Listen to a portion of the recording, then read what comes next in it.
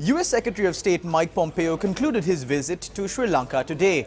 Good evening and welcome to the Talk of the Town. Here are your top stories for the 28th of October. Visiting US Secretary of State Mike Pompeo held bilateral discussions with President Gotabaya Rajapaksa at the Presidential Secretariat this morning, following which he held discussions with Minister of Foreign Affairs Dinesh Gunawardena.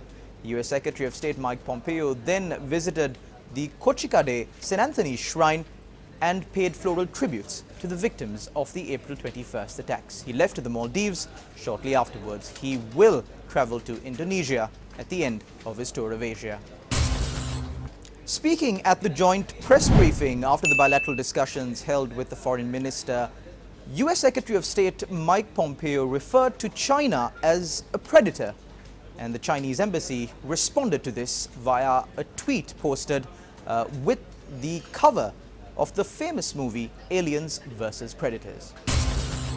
Quarantine curfew will be imposed in the entire Western Province from 12 midnight tomorrow, that is 12 midnight on the 29th of October, until the 2nd of November at 5 a.m. when the quarantine curfew will be lifted.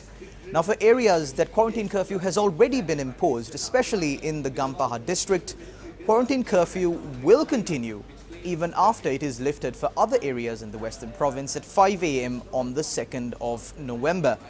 Now, in addition, for the areas where quarantine curfew is already in effect, tomorrow, shops, grocery stores and pharmacies in these areas will remain open from 8 a.m. to 10 p.m. for residents in these areas to purchase essential items and medicine. Lieutenant General Shavendra Silva, commander of the Sri Lanka Army, requested residents of these areas to purchase these essential items only from shops, pharmacies and other grocery stores located closest to your house. And that's a wrap of your Talk of the Town for today. To follow details of these stories and much more, you can of course follow us on our social media platforms on Facebook, Twitter and Instagram. I'm Shalom Benedict for the Newsfirst team.